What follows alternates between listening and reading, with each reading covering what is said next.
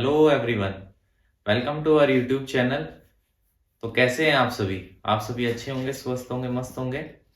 तो हमारी जो क्लासेस चल रही है मैथ्स की 10th की, उसमें हमने HCF एलसीएम, सबसे पहले तो फंडामेंटल थ्योरम ऑफ अर्थमेटिक देख ली, HCF और एलसीएम निकालना देख लिया प्राइम फैक्टराइजेशन से। उसके आगे हम प्रूव कर रहे हैं इरेशनलिटी। तो उसमें हमने पिछली क्लास में काफी सारे क्वेश्चंस देखे। रिमेनिंग क्वेश्चन जो है वो आज कंप्लीट कर लेंगे, जिससे जो हमारा पूरा चैप्टर है रियल नंबर फर्स्ट चैप्टर, वो पूरा ढंग से कंप्लीट हो जाएगा। फिर भी अगर किसी को कोई दिक्कत रह जाती है तो वीडियो को वापस देखें। फिर भी दिक्कत है किसी क्वेश्चन में तो कमेंट करें, जल्दी कमेंट का रिजोल्यूशन किया जाएगा। जो वीडियो है स्टार्टिंग से लेकर एंड तक पूरी देखनी है आपको। प्लेलिस्ट में जो इससे पहले वाली वीडियो वो भी देखनी है, ताकि आपको आगे आने वाली चीजें समझ में आती रहे। तो आइए आज की क्लास स्टार्ट करते हैं। तो देखो, आज हम करेंगे जो क्वेश्चन है एक्सरसाइज के मेन, वो इरेशनलिटी प्रूव करने वाले हैं। ठीक है, तो फर्स्ट क्वेश्चन है, इसमें फर्स्ट क्वेश्चन लेंगे अपन। पहला क्वेश्चन है, prove that under root 5 is irrational. Root 5 is irrational, ये हमें क्या करना है, प्रूव करना है। ठीक है, तो सबसे पहले इससे रिलेटेड क्वेश्चन इससे प्रीवियस वीडियो में भी कराए थे इसी तरीके के, वापस से एक क्वेश्चन करेंगे। ठीक है, सबसे पहले तो क्या करते हैं, लेट अस सपोज, ठीक है, let us suppose contrary that root 5 is rational. ठीक है, सबसे पहले हमने सपोज कर लिया कंट्रेरी कि रूट 5 जो है वो क्या है, रेशनल है। तो उसके बाद क्या करते हैं, देन वी कैन फाइंड, हम क्या, अगर ये रेशनल है तो हम ए और बी फाइंड आउट कर सकते हैं। ठीक है, we can find a and b where b is not equal to 0। ठीक है, अगर ये क्या है, रेशनल है, तो हम ए और बी फाइंड कर सकते हैं। जो ए और बी होंगे वो क्या, नॉट इक्वल टू 0 होंगे। And a and b are co-prime, which means does not have any common factor other than 1। ठीक है, जो ए और बी है वो कोप्राइम है, जिनमें एक के अलावा कोई भी कॉमन फैक्टर नहीं है। तो देखो, हम रूट 5 को लिख सकते हैं is equal to a upon b. Clear हो गई ये चीज। अब इसको देखो, इसको थोड़ा इधर क्रॉस मल्टीप्लाई करेंगे तो root 5 B is equal to A. ठीक है, अब इस इक्वेशन को स्क्वायरिंग बोथ साइड करेंगे। अगर दोनों तरफ स्क्वायर करेंगे तो देखो, रूट 5 का स्क्वायर 5, बी का स्क्वायर बी स्क्वायर, ए का स्क्वायर ए स्क्वायर। ठीक है, अब देखो इस इक्वेशन से हम क्या कह सकते हैं, इस इक्वेशन से हम कह सकते हैं, हमने एक थ्योरम पढ़ी थी, थ्योरम 1.3, वो भी यूज आएगी इसमें। देखो कैसे, हम यहां से कह सकते हैं कि जो ए स्क्वायर है वो 5 से डिविजिबल है। तो हम कह सकते हैं A square is divisible by 5 and by theorem 1.3। अब थ्योरम 1.3 क्या थी, अगर कोई बी प्राइम नंबर है, ठीक है, वो अगर ए स्क्वायर को डिवाइड कर रहा है तो वही प्राइम नंबर क्या होगा, वो ए को भी डिवाइड करेगा। तो bye theorem 1.3 A is also divisible by 5, also divisible by 5। ठीक है, ये चीज समझ में आ गई। तो हम यहां से लिख सकते हैं ए जो है वो 5 से डिविजिबल है, मतलब क्या है, ए जो है वो जो है 5 का कोई ना कोई फैक्टर है। सी क्या मान लिया, सम इंटीजर, कोई भी इंटीजर है सी। ठीक है, ये हम कह सकते हैं, क्यों, क्योंकि हमने कहा कि जो ए है वो डिविजिबल बाय 5 है। इसका मतलब क्या है कि कोई ना कोई 5 का फैक्टर है, 5 से कुछ ना कुछ मल्टीप्लाई होकर ये बना। तो ये यहां से इक्वेशन निकली। ठीक है, अब देखो हम क्या करेंगे, यहां से ए की वैल्यू हमें ये पता है, ठीक है, कि ए की वैल्यू ये है, तो ये ए की वैल्यू यहाँ पे सब्सटीट्यूट करेंगे। तो देखो क्या लिख देंगे, under root 5b is equal to 5c। ठीक है, अब वापस से स्क्वायरिंग बोथ साइड करेंगे इस इक्वेशन का। ठीक है, स्क्वायरिंग बोथ साइड करेंगे तो देखो, अंडर रूट 5 का स्क्वायर 5, बी स्क्वायर 5 का स्क्वायर 25, सी स्क्वायर देखो 5 से 5 टाइम इसमें कट, तो B square is equal to 5 c square. देखो यहां से क्या पता चला कि जो है बी स्क्वायर है 5 से डिविजिबल है। देखो यहां से क्या पता चला था कि 5 से ए स्क्वायर डिविजिबल है, यहां से बी स्क्वायर, यहां से कह सकते हैं b square is divisible by 5। और by theorem 1.3 B is also divisible by 5। ठीक है, अब देखो हमने क्या माना था, हमने माना था कि ए और बी जो है वो को प्राइम है, उनमें कोई भी एक के अलावा कॉमन फैक्टर नहीं है। अब देखो यहां से क्या हो गया कि देखो ए का एक कॉमन फैक्टर, ए जो है वो 5 से डिविजिबल है, मतलब जो है ए में 5 इंक्लूड है, बी भी जो है वो 5 से डिविजिबल है, मतलब बी में भी 5 इंक्लूड है, मतलब कॉमन फैक्टर आ गया ना 5। देखो इसके आगे देखो यहां से कर रहा हूं मैं, देखो इससे आगे क्या है, since from above A and B both have common factor as 5, which is contradictory to our assumption that A and B are co-prime। ठीक है, ये हमने जो अजम्पशन किया था कि ये को-प्राइम है, तो ये कॉन्ट्राडिक्टरी हो गया हमारा अजम्पशन। देखो मैं आगे कर रहा हूँ, ये स्टेप यहां तक समझ में आ गई होगी। दिस अब आगे लिख सकते हैं, असल में ये अराइज क्यों हुआ कि हमने तो पहले लेट किया था कि ये दोनों को प्राइम है, लेकिन हमें बाद में पता चला ये तो को प्राइम नहीं है, इनमें तो एक कॉमन फैक्टर हमें मिल ही गया 5। तो this contradiction arises due to our incorrect या फिर रॉन्ग अजम्पशन। हमने इनकरेक्ट या रॉन्ग अजम्पशन, दैट इज क्या अजम्पशन किया था, √5 इज रेशनल। ये हमने रॉन्ग अजम्पशन कर लिया कि √5 रेशनल है। So, या फिर by this we can conclude that √5 is irrational। तो यहां से हम कंक्लूड कर सकते हैं कि √5 जो है वो इरेशनल है। क्वेश्चन जो है बिल्कुल आपको समझ में आया होगा, एक एक स्टेप जो है बिल्कुल बढ़िया तरीके से बताई गई है।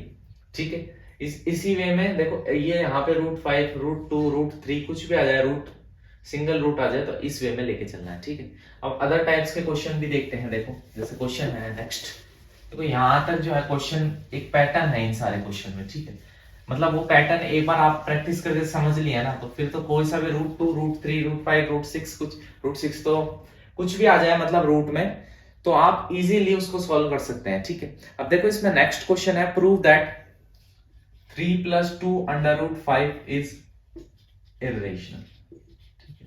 अब हमें इसमें प्रूव करना है तो कि 3 + 2 √5 इज इरेशनल। ठीक है, अब ये देखो इसमें कैसे करेंगे, देखो ये अगर ऐसे कोई क्वेश्चन आ जाए इसमें क्या प्रोसेस रखनी है। देखो सबसे पहले तो भाई लेट अस सपोज, सबसे पहले तो सपोज करना है, क्या सपोज करना है, कॉन्ट्रेरी। ठीक है, क्या कि 3 + 2 √5 इज रेशनल। सबसे पहले तो हमें सपोज करना है कि ये जो है ये क्या है, एक रेशनल नंबर है। ठीक है, अगर ये रेशनल नंबर है तो वी कैन फाइंड, हम क्या निकाल सकते हैं, ए एंड बी, ए और बी निकाल सकते हैं, जहां पे बी जो है वो 0 के इक्वल नहीं होगा। ठीक है, and a comma b are co prime numbers, which means या फिर दैट इज ठीक है, that is a and b does not have any common factor other than 1। मतलब कि जो है ए और बी के पास कोई भी कॉमन फैक्टर नहीं है एक के अलावा। ठीक है, तो देखो यहां से 3 + 2 √5 जो है अगर ये रेशनल है तो इसको a/b की फॉर्म में लिख सकते हैं। यहां तक चीज समझ में आ गई होगी। अब अपना मेन टारगेट इन क्वेश्चन में पहले क्या होगा कि यहाँ पे जो है मतलब कि लेफ्ट हैंड साइड में या फिर राइट हैंड साइड में रूट वाली टर्म को एक तरफ ले लो, उसके अलावा जो जो बचे हैं सबको एक तरफ ले जाओ। ठीक है, तो यहाँ पे देखो √5 है, ये यहाँ पे प्लस में है, +3 है, उधर जाके माइनस हो जाएगा, तो देखो 2 √5 is equal to a/b -3। Clear यहां तक। अब देखो √5 इज इक्वल टू b, अगर एलसीएम लेंगे तो क्या हो जाएगा -3। देखो जिसके नीचे b नहीं था उसको b दे दिया, तो ऐसे लिख सकते हैं इसको। ठीक, अब ये 2 कहां गया, 2 जो है ये डिवाइड। क्लियर हो गई चीज, समझ में आ गई। क्या किया, देखो ये स्टेप, ये जो है ये वाली स्टेप से पहले ये वाली स्टेप थी, देखो कि 2 √5 इज इक्वल टू b, यहां से एलसीएम लिया। ठीक है, तो b एलसीएम लिया, तो जिसके पास b नहीं था उसको b देना पड़ेगा। ये स्टेप के बाद ये स्टेप है, यहाँ पे देखो 2 मल्टीप्लाई में था, इधर जाके डिवाइड हो। चीजें क्लियर हो गई, ठीक है। अब देखो इसके आगे क्या करना है, इसके आगे हम जानते हैं कि a and b are integer. A b जो है वो इंटीजर है, यहां पे ए और बी जो है इंटीजर है। सो a minus 3b upon 2b is rational. इसका मतलब क्या है कि जो ये पूरी टर्म्स है एलएचएस की, ये क्या हो जाएगी, रेशनल हो जाएगी इस हिसाब से, ठीक है। Which means under root 5 must be rational. इस हिसाब से अगर देखो एलएचएस में जो टर्म है वो रेशनल हो गई, अगर दोनों इक्वल है तो आरएचएस की अगर रेशनल हो गई तो एलएचएस की भी रेशनल होनी चाहिए। इसका मतलब रूट 5 भी रेशनल है, लेकिन ये तो कॉन्ट्राडिक्टरी है। But this is contradictory to fact that root 5 is irrational. लेकिन हमें तो पता है कि रूट 5 तो इरेशनल है, तो यहाँ पे हम रेशनल क्यों बोल रहे हैं, तो ये क्यों हो गया, क्योंकि ये कॉन्ट्राडिक्शन इसलिए आया क्योंकि this is contradictory to fact that root 5 is irrational. अब हमें पता होना चाहिए कि ऐसा कॉन्ट्राडिक्शन आया तो आया क्यों। This arises due to our wrong assumption that 3 plus 2 under root 5 is rational। ये जो चीज अराइज हुई है असल में क्यों हुई है कि हमने रॉन्ग चीज को मान लिया कि ये क्या है, रेशनल है, ठीक है। तो बाय अबाव या फिर by this we can conclude that 3 plus 2 under root 5 is irrational। मतलब जो हमने लेट किया था रेशनल है वो बिल्कुल गलत है, तो हम यहां से कह सकते हैं, कंक्लूड कर सकते हैं कि ये इरेशनल नंबर ही है। चीजें बिल्कुल क्लियर हो गई होगी, समझ में आ गई होगी। देखो और क्वेश्चन प्रैक्टिस करते हैं। हर क्वेश्चन में बता रहा हूं एक पैटर्न फॉलो हो रहा है, बस पैटर्न है बेसिक। अगर आपको पता है कि रेशनल इरेशनल क्या है, सबसे पहले तो हम रेशनल मान रहे हैं, तो रेशनल की डेफिनेशन पता है कि a अपॉन बी की फॉर्म में लिख सकते हैं। फिर a अपॉन बी की फॉर्म में लिख दिया तो कुछ कॉमन हुआ तो कट कर दिया, इसलिए पहले बोल रहे हैं कि को प्राइम में कट करने कुछ है ही नहीं कॉमन। उसके बाद हम आगे लेके प्रूव करते हुए चल रहे हैं। पता चल रहा है ऐसे कोई क्वेश्चन है कि 3 plus 2 under root 5 जिसमें प्लस है, तो उसमें जो है रूट वाली टर्म को एक तरफ रख रहे हैं और जो उसके अलावा टर्म्स है उनको दूसरे एंड पे भेज रहे हैं, ठीक है। उसके बाद हम जो LHS RHS है उसको हम बोल रहे हैं ये तो रेशनल नंबर बन गया, विच मीन्स की जो LHS की है वो RHS के इक्वल होना चाहिए, दोनों रेशनल है। लेकिन हम जानते हैं कि रूट वाला तो रेशनल होता ही नहीं, इरेशनल है, ठीक है। और डायरेक्ट कोई टर्म दे रखी है रूट वाली, तो उसमें हम क्या अप्रोच लेके चल रहे हैं, स्क्वायर करके स्क्वायर कर रहे हैं पहले दोनों का, फिर बता रहे हैं कि ए और बी में कॉमन फैक्टर है। हम तो कह रहे हैं कोप्राइम है लेकिन कॉमन फैक्टर आ रहा है, तो ये हमें जो है अप्रोच लेके चलनी माइंड में सेट करके, तो क्वेश्चन अपने आप बनते हुए चलेंगे। नेक्स्ट क्वेश्चन भी प्रैक्टिस करते हैं। ये जो था सेकंड क्वेश्चन था अपना, अब लेंगे नेक्स्ट क्वेश्चन, थर्ड क्वेश्चन, ठीक है। थर्ड क्वेश्चन है इसमें prove that the following are irrational, ठीक है। इरेशनल प्रूव करना है, क्वेश्चन है 1/√2, ठीक है। ये क्वेश्चन है हमारा 1/√2, इसको हमें इरेशनल प्रूव करना है। तो देखो अब सबसे पहले कैसे प्रूव करेंगे, प्रूव करना है इरेशनल। क्वेश्चन समझ में आ गया हो तो देखो क्या अप्रोच रखनी है। अब रूट का 1/√2 देखते डरना नहीं है, ठीक है। सबसे पहले तो जो हम अज्यूम करते हैं, let us suppose to contrary that 1/√2 is rational. सबसे पहले तो हम ने मान लिया, ठीक है। हम जानते हैं कि ये इरेशनल है, फिर भी हमने मान लिया कि ये रेशनल है, ठीक है, इसलिए कॉन्ट्रेरी लिखा। समझ में आ गया। तो अगर ये रेशनल है तो वी कैन फाइंड, तो हम निकाल सकते हैं, क्या निकाल सकते हैं, ए और बी निकाल सकते हैं, जहां पे बी नॉट इक्वल टू 0 होगा। अब ये क्या चीज आ जाती है, अरे रेशनल की डेफिनेशन क्या होती है कि जिसे पी और क्यू की फॉर्म में लिखा जा सके, तो हम वो ए और B, P Q X Y F Z किसी में भी लिखो, हमने बोला ए और बी में लिख लेंगे, B is not equal to 0, rational की डेफिनेशन। अब हम जानते हैं कि ए अपन बी की फॉर्म में लिखा, कुछ कट हो रहा होगा, तो हम पहले ही बोल रहे हैं कि कट वट करने की जरूरत नहीं, क्यों, क्योंकि ये कोप्राइम नंबर है। Here A and B are coprime. अब मैं वो पूरी चीज नहीं लिख रहा हूं कि कोप्राइम क्यों है, क्योंकि इनमें जो है कोई भी कॉमन फैक्टर नहीं है एक के अलावा, वो अब आप तक समझ गए होंगे अब तक, ठीक है। वो लैंग्वेज वही लिखनी है। उसके बाद हम क्या लिख सकते हैं कि 1/√2 is equal to A upon B। ये चीज हम लिख सकते हैं, ठीक है। अब देखो जो रूट है अभी तक हम देख रहे थे कि वो न्यूमरेटर में था, यहाँ पे डिनोमिनेटर में आ गया, ठीक है। तो हम क्या करेंगे, कुछ नहीं करेंगे, इसको क्रॉस मल्टीप्लाई करें तो देखो b is equal to root 2a। समझ में आ गया, कुछ नहीं किया, क्रॉस मल्टीप्लाई किया, रूट ऊपर आ गया। उसके बाद जो पहले चीजें कर रहे थे, squaring both side, squaring both side, अगर दोनों तरफ स्क्वायर करेंगे तो B square is equal to 2a square, ठीक है। तो यहां से क्या पता चलता है, जो बी स्क्वायर है वो 2 से डिविजिबल है, therefore B square is divisible by 2। और by theorem 1.3 B is also divisible by 2। इतनी चीजें आप लिख सकते हो। अब तो चीजें समझ में आ गई होगी क्या क्या बता रहा हूं, ठीक है।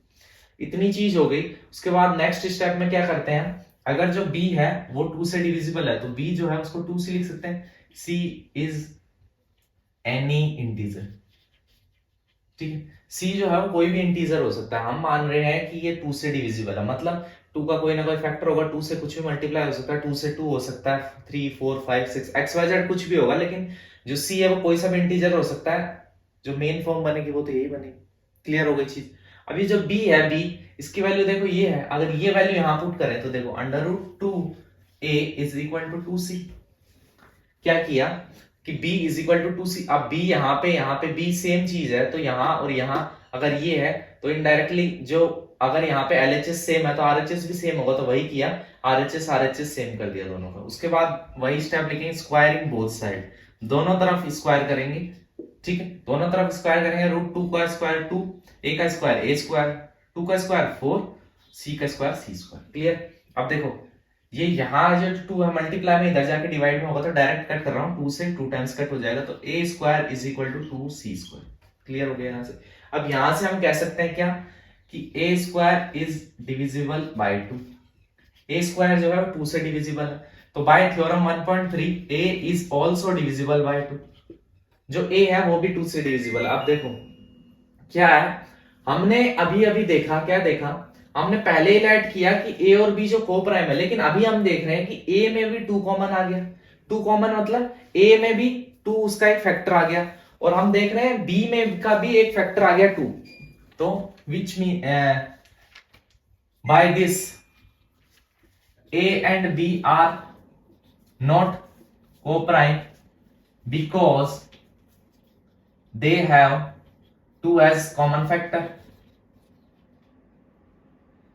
तो why this contradiction arises, ये ऐसा हुआ क्यों, हमने तो कोप्राइम माना और बाद में कॉमन फैक्टर आ गया, ये तो कोप्राइम रहा ही नहीं, तो ये क्यों हुआ। This contradiction arises due to our wrong assumption that 1 upon root 2 is rational, ठीक है। तो by this we can conclude, हम क्या कंक्लूड कर सकते हैं, 1 अपॉन रूट 2 इज इर्रेशनल। चीजें समझ में आ गई होगी, पूरी क्लियर होगी, ठीक है। ये क्वेश्चन भी आपको समझ में आ गया होगा, ठीक है। अब देखो नेक्स्ट क्वेश्चन पे चलते हैं, इसी पैटर्न पे। पैटर्न अलग है, क्वेश्चन चेंज है थोड़ा, पैटर्न तो यही लेके चलना है, मतलब अज्यूम करके, अजम्पशन करके, ठीक है। तो देखो कैसे करेंगे, नेक्स्ट क्वेश्चन देखते हैं। क्वेश्चन जो है ना वो इजीली हो रहे हैं, क्वेश्चन इतने कोई टिपिकल नहीं है, बस एक जो है पैटर्न है इनमें, वो पैटर्न अगर आपको पता है रेशनल इरेशनल तो आप कर दोगे आराम से। तो फोर्थ क्वेश्चन क्या है इसका, फोर्थ क्वेश्चन है हमारा, प्रूव करना है 7 अंडर रूट 5 जो है वो इरेशनल है। क्लियर, 7 अंडर रूट 5 जो है वो क्या है, इरेशनल नंबर है, ये हमें क्या करना है, प्रूव करना है। तो देखो इसको कैसे करेंगे, सबसे पहले वही चीज, अब मैं डायरेक्ट लिख रहा हूं यहां से कि ये सबसे पहले लेट करेंगे 7 अंडर रूट 5 जो है वो रेशनल। फर्स्ट स्टेप समझ में आ गई, ठीक है। पूरी लैंग्वेज अब आपको पता चल गया होगा क्या। Let us suppose to the contrary that 7 under root 5 is rational, तो which means we can find, हम क्या निकाल सकते हैं, a और b निकाल सकते हैं, जहां पे b is not equal to 0, ठीक है। और ये a और b क्या हो, कोप्राइम। अगर ऐसा कुछ है तो 7 अंडर रूट 5 जो है वो a अपॉन b। क्लियर यहाँ तक। अब मैंने क्या बोला था कि यहाँ पे मेन टारगेट होता है ओनली ऑन रूट वाली टर्म्स रखनी, उसके आगे कुछ भी मल्टीप्लाई हो, प्लस में कुछ भी हो, वो सबको एक तरफ दूसरी एंड पे भेज दो। तो इसको ऐसे लिख सकते हैं, under root 5 is equal to a upon 7।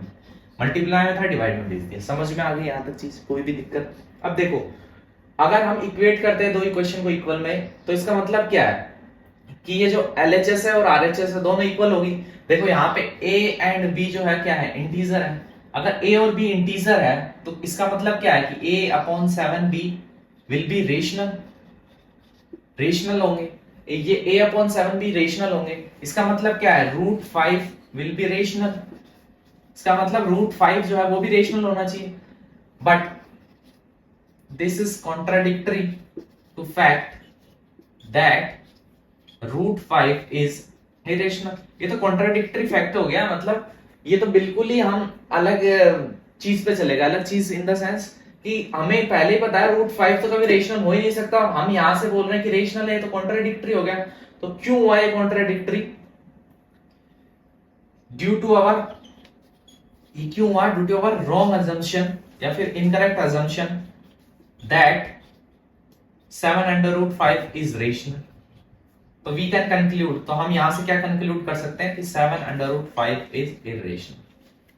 यही हमें प्रूव करना था, यहां पहुंचा दिया इरेशनल। ठीक है, शॉर्ट वे में बताया, आपको पूरा लॉन्ग वे में लेके चलना है, क्योंकि क्वेश्चन है जो अच्छे मार्क्स के बन जाते हैं। तो शॉर्ट वे में नहीं लेके चलना है, लॉन्ग वे में पूरा लेके चलना है। मैंने डायरेक्ट अभी मैं समझ चुका हूं कि आपको पूरी लैंग्वेज समझ में आ गई क्या लिखना है, इस वजह से ये थोड़ा शॉर्ट में बता दिया। अब नेक्स्ट इसका लास्ट जो है वो क्वेश्चन देखेंगे। ठीक है, इसका लास्ट क्वेश्चन देखेंगे, उसके बाद ये जो चैप्टर है ये मैक्सिमम ओवर है। लास्ट क्वेश्चन और देखते हैं।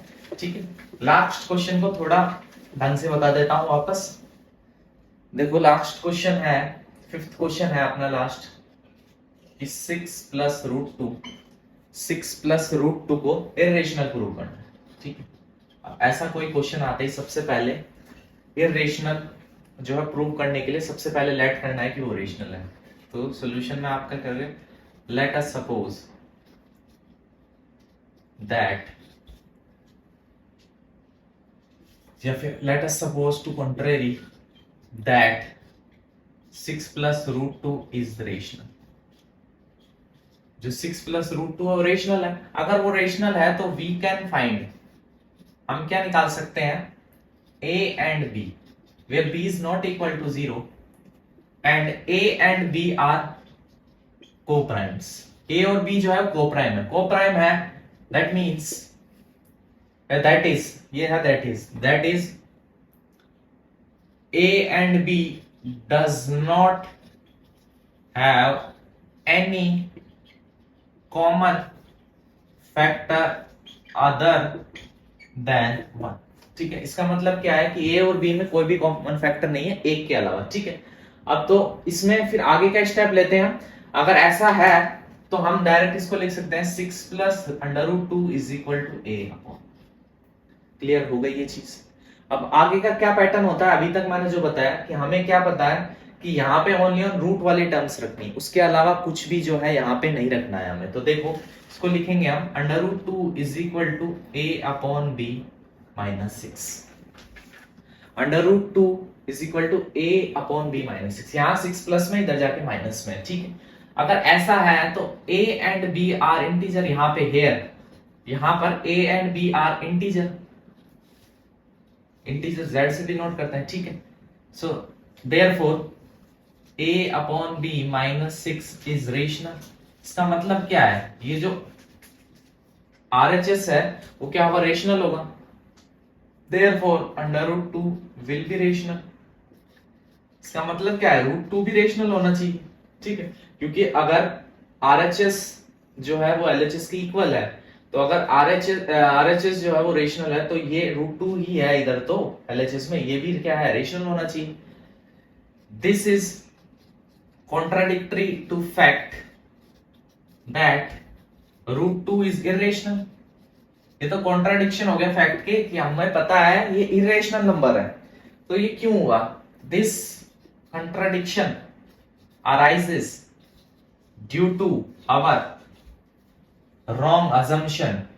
अब wrong assumption, क्या assumption wrong किया, 6 + √2 is rational, so we can conclude that 6 + √2 is irrational number। Clear हो गई चीजें, समझ में आया हो क्या कंसेप्ट लेके चलना है? तो देखो ये जो अपना चैप्टर था रियल नंबर, इसमें प्रॉपर वे में हर एक क्लास को आपने लिया होगा, ठीक है, देखा होगा पूरा स्टार्टिंग से लेकर एंड तक, कोई भी कंसेप्ट मिस नहीं हुआ हो। इसमें शायद कुछ दूसरी तीसरी वीडियो में जो ये थ्योरम 1.3 थी, इसमें यूज हुआ था फंडामेंटल थ्योरम ऑफ अर्थमेटिक, वो गलती से उस थ्योरम को फंडामेंटल थ्योरम ऑफ अर्थमेटिक बता दिया गया। वो आप कुछ भी मैन मेड गलती या कुछ भी मान सकते हो आप, तो उसको रेक्टिफाई करते हैं। वो फंडामेंटल थ्योरम ऑफ अर्थमेटिक उसमें यूज हुई है। फंडामेंटल थ्योरम ऑफ अर्थमेटिक असल में है क्या? फंडामेंटल थ्योरम ऑफ अर्थमेटिक ये है कि कोई भी कंपोजिट नंबर है, ठीक है, उसको हम उसके फैक्टर में जो है निकाल के बता सकते हैं, उसके फैक्टर निकाल सकते हैं, ठीक है, इररेस्पेक्टिव ऑफ ऑर्डर। उसका ऑर्डर जो है कुछ भी हो, लेकिन उसको प्राइम फैक्टर में हम फैक्टराइज कर सकते हैं, ठीक है, ये थी। और जो हमारी थ्योरम 1.3 है वो क्या है? वो थ्योरम है कि अगर मान लो कोई भी प्राइम नंबर है, सपोज कर लो कोई प्राइम नंबर है 2 है, 5 है, 4 है, या फिर P नाम दे दो उस प्राइम नंबर को, ठीक है। अगर वो जो प्राइम नंबर है वो किसी जो नंबर है उसके स्क्वायर को, ए स्क्वायर को जो मान लो, उसको अगर वो है डिवाइड करता है, तो फिर वो जो प्राइम नंबर है वो ए को भी डिवाइड करेगा। ये थ्योरम 1.3 है जो हमने यहाँ पे यूज में ली, ठीक है। ये चीज आपको समझ में आ गई, क्लियर हो गया? तो चैप्टर जो है वो पूरा जो है हमारी तरफ से क्लियर है। आपकी तरफ से फिर भी कोई कमी है तो हमें बताइए। आपसे फिर से रिक्वेस्ट है कि जो वीडियो है उसको पहली वीडियो से लेकर ये लास्ट तक की वीडियो को पूरा देखना है, कंटिन्यू देखना है। किसी भी क्वेश्चन में दिक्कत है तो वापस रिपीट करके देखें, रिवाइज करें जो पढ़ाया इसको, एक्सरसाइज के क्वेश्चन जो है वो लगा के देखें। कोई भी बुक है आपके पास उसके क्वेश्चन प्रैक्टिस करके देखें। अगर कोई भी दिक्कत हो रही हो किसी भी क्वेश्चन में, जो कराया इससे बाहर भी किसी क्वेश्चन में, तो कमेंट करें, जरूर उसके लिए उसका रिजोल्यूशन दिया जाएगा। एक और वीडियो लेके आ जाएंगे उसके लिए। कीप वॉचिंग, ठीक है। अगर चीजें समझ में आई है तो कीप वॉचिंग, सपोर्ट करें। वीडियो को कैसे सपोर्ट करोगे? वीडियो को लाइक करके, चैनल को सब्सक्राइब करके और ज्यादा से ज्यादा शेयर करके। तो मिलते हैं नेक्स्ट वीडियो में ऐसी अच्छी क्लासों के साथ।